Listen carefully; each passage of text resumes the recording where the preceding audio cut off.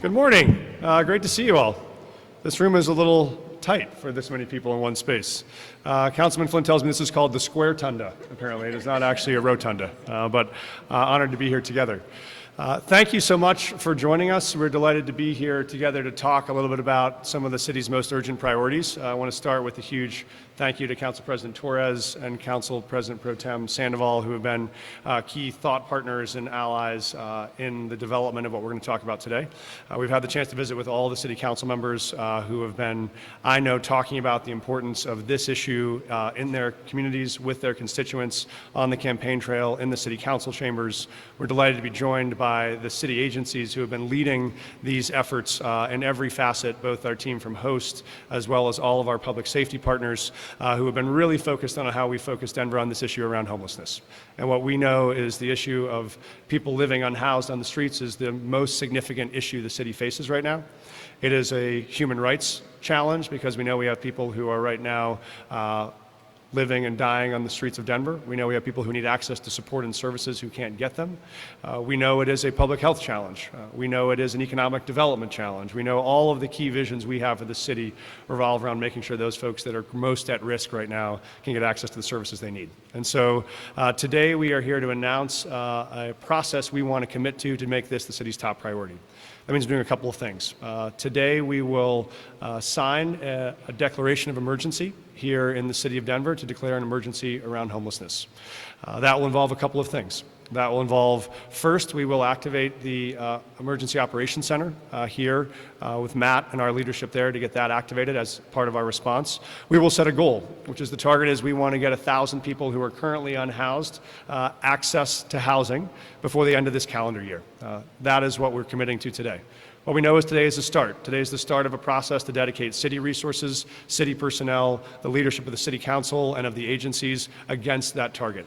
We also know we want to do this in partnership with our communities. So we will also announce today a 78 neighborhood tour we will do across the city led by the council members to be able to sit down in each neighborhood, talk to residents about what resources and supports they can bring to this effort, what questions they might have, and what roles their neighborhoods might play. We will be looking at an all of the above strategy on housing. That means we are looking to build on many of the successes the city has used already. We will try to move people that are currently unhoused into housing units through rapid rehousing or access to available rental units or leases.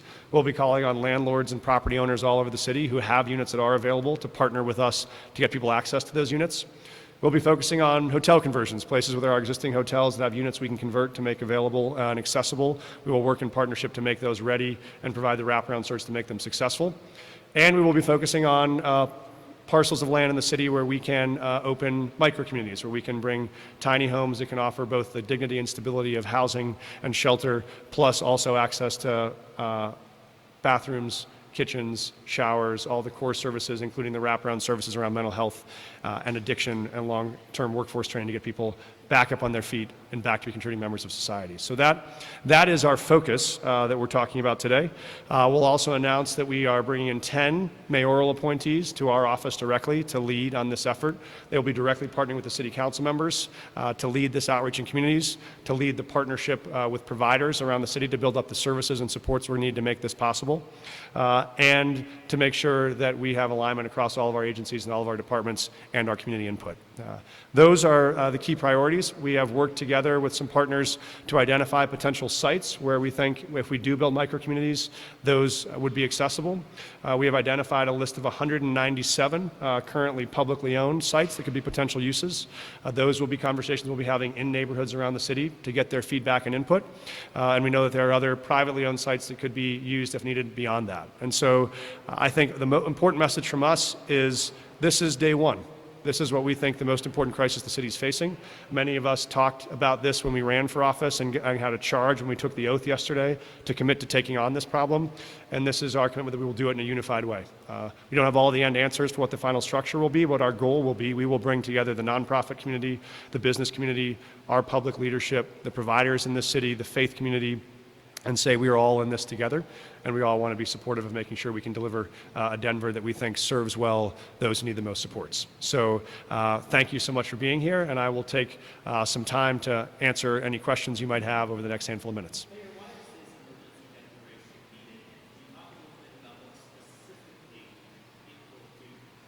You bet. So the emergency declaration is needed for a couple of reasons. One is it does help us work to access resources both at the state level and potentially at the federal level. But more importantly, it helps us focus the work of our city around these outcomes. We know that to be able to identify locations, to be able to rehab them, to retrofit them, to be able to permit them, to be able to get construction up on those sites is going to take a tremendous amount of effort and speed from our internal agencies and our external partners. And the power of the emergency declaration allows us to move much more quickly and swiftly through what could otherwise be slower regulatory processes for some of that leadership to happen. So those are the key priorities, I think, for us. It also sets a real message to all the rest of the city that we are deeply focused on this. We want their help, we want their voices, we want their involvement, but we plan to act and act with urgency. Mayor, what's the cost of this emergency declaration and where's the money coming from? Yeah, so there's no cost in the declaration itself. There is just the path of getting to the units of housing that we'll provide. I've laid out previously that we know there are resources at the state level that are the last tranche of ARPA grants that Laura and her team at Host have been preparing for us to apply for, so we plan to aggressively pursue those state dollars to bring them down. We know we have current dollars in our city budget that are allocated to this purpose already. And then as we build the portfolio of solutions that are going to come forward, whether they are current rental units, whether they are hotel conversions, whether they are micro communities, those will have different cost structures. As we get feedback from the community, we'll know exactly what the combination of those housing options are and what the cost is. But we are confident that through both our city resources, the state resources, private sector and foundation support, if they choose to engage, we'll have the resources we need to make this happen. Mayor, what do you do? Congratulations on day one. Thank you. What do you do with those who will not leave the streets? You know, we've seen in past sweeps, we've had people talking about the fact that there are homeless men and women on the streets of Denver that do not want to leave. What do you do with that population?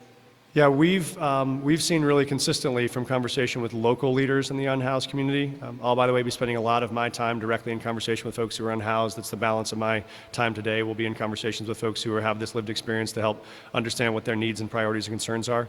What we've seen both from surveys and outreach in Denver as well as around the country is when you have really dignified, stable housing to give people access to, the great overwhelming number of people that are currently unhoused want those services. That's 90% plus in many cities and also in some of the surveys we've done here.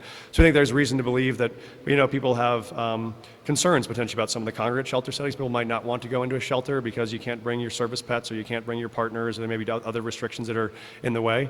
We don't see nearly as many of those restrictions when people have access to single, private shelter or housing options. And so we have a lot of faith that if we can provide those high quality units, we will see overwhelming demand to enter them. And we'll continue to work with public safety here, with Denver, with Department of Public Health and others on what the broader set of wraparound services we will provide to folks who have the most acute needs around mental health and addictions. We know those needs are present, but we have real evidence to support that housing first as a strategy will get the great majority of people access to the supports they need to then access those following up services. I'll also add that these sites, all of them, as we structure them, whether they're scattered site housings, whether they are micro communities or whether they're hotel conversions, will have access to the wraparound services like addiction treatment and mental health support. And so that also is a really critical need that often when people are in stable housing, they're much more likely to access resources than they might when they're worried about daily needs of living on the streets. Put it to a soundbite for us all. What is the ultimate goal here? The ultimate goal is we want to have a city where no one has to sleep on the streets. And I think we want to make sure we can get people access to dignified and stable housing. And we know that the biggest part of that challenge is being able to work with the community to both finance and build and develop and site that housing so we can get people off of the streets where they're stuck and into housing where they can get access to services.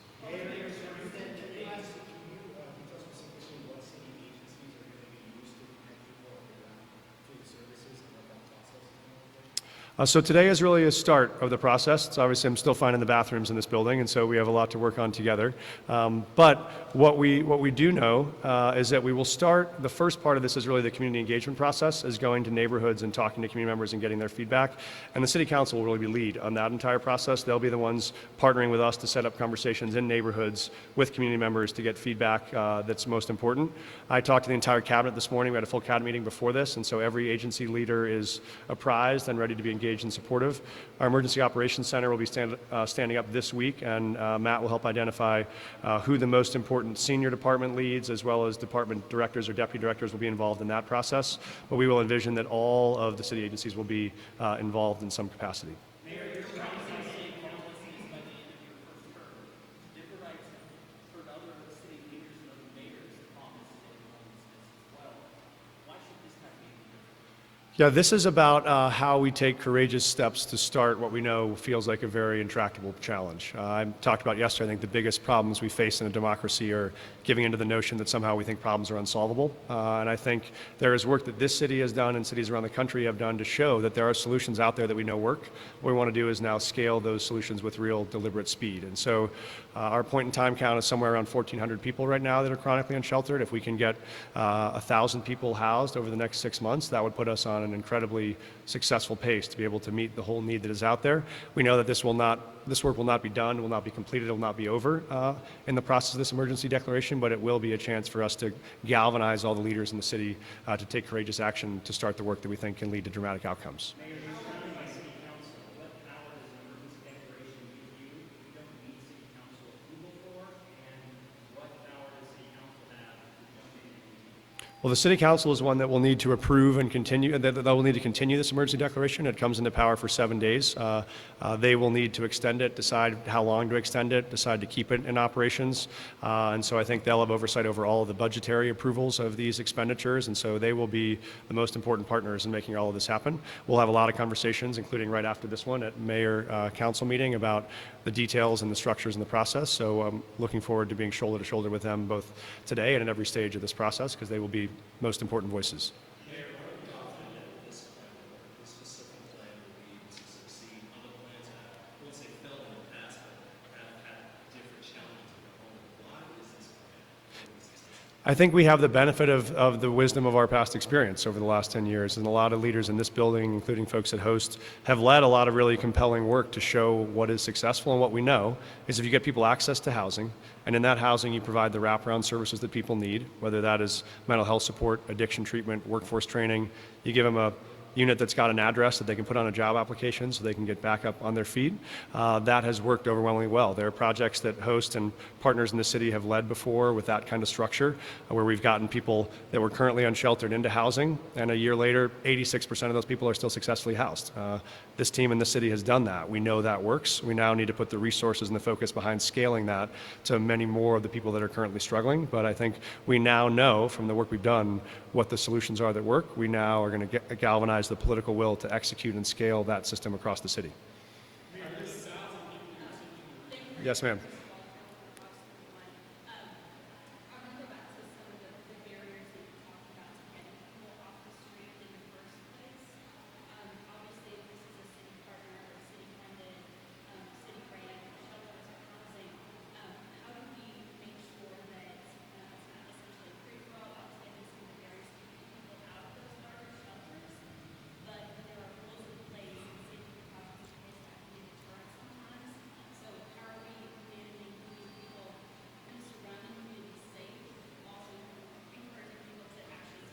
Yeah. Yeah. I think this is also where we learn from successes, which is we have seen when you give people access to housing in these micro communities or others that do have the wraparound services people need. So that includes mental health or addiction or workforce training, also includes staffing or security around the clock. So there is a presence to be able to provide support. And there are rules. You still can't commit acts of violence. You still can't engage in criminal activity on the grounds. But mostly what we find is when you put that support around people, they then do very well with then getting access to the job they couldn't get. I've talked to someone who's unhoused a couple weeks ago who, had a job and then stayed in a shelter overnight, got his phone stolen, and now can't get a hold of his boss to know what shift to show up for. And so he's back in the same challenge of he needs a place to stay where he can store his stuff, where he knows he can shower before he goes to work, he can get there on time, and he can get himself back up on his feet. If we get those right sets of services in support of people, I think our data is they can be very, very successful. 2 more questions. Yes.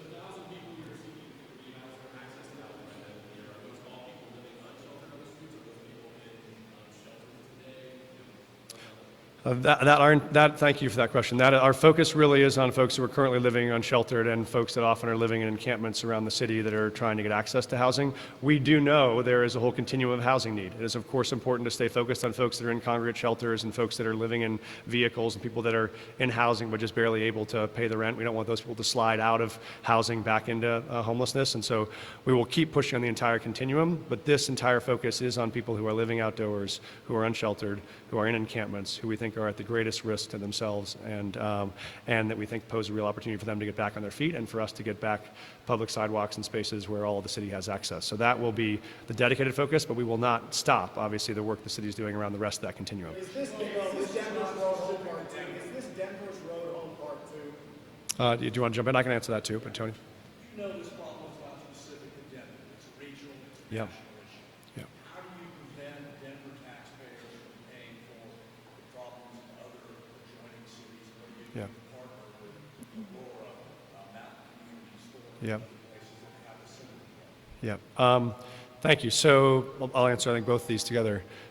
This is about a bunch of leaders in this city who care deeply about this issue, who have run for offices to lead on this issue, have a passion and commitment and experience and expertise to lead on this issue, and they want to see us take real action. That's true for residents across the city too. And so this is our commitment day one to say, we hear you, we agree with you, and we are ready to put all of our energy and effort of the city behind delivering a solution for this. What we know is there are a couple of preconditions that have led to this, and you see this in cities around the country. When you have cities that have great economic growth and are suddenly very desirable for people to move here, as Denver has become, then you don't have housing stock that keeps up with that growing demand. You get rapidly unaffordable housing. And when you get rapidly unaffordable housing, you have more folks who can't afford to live someplace. When you have real crises and people that are struggling with addiction or mental health, and we don't have all the infrastructure we need to support those people, you have the perfect storm of both unaffordable housing, lack of supports around mental health, lack of supports around addiction, and you get an expansion of people who are struggling enough they end up unhoused. That's what we know exists. We know this needs a coordinated effort to respond to this. We know it will take all of the leaders in this building and outside this building to take it on, and we are in to do that. That is what today is about. We know it doesn't end today. We know it starts today, but this is our joint commitment to say we are at it on day one. We'll be at it on day 2 and day 3 and day 4 and every day until we can fundamentally transform the way the city feels for those people who are unhoused, struggling to get their lives back together, and for those folks who are trying to launch businesses or build their community in a way that they want to both make sure people have the compassionate support they need and that we have a city that can thrive for all of us. That's what today is a commitment to begin on, and we're excited to continue this work with you on the days ahead. So thank you so much for having us. I guess nobody claps.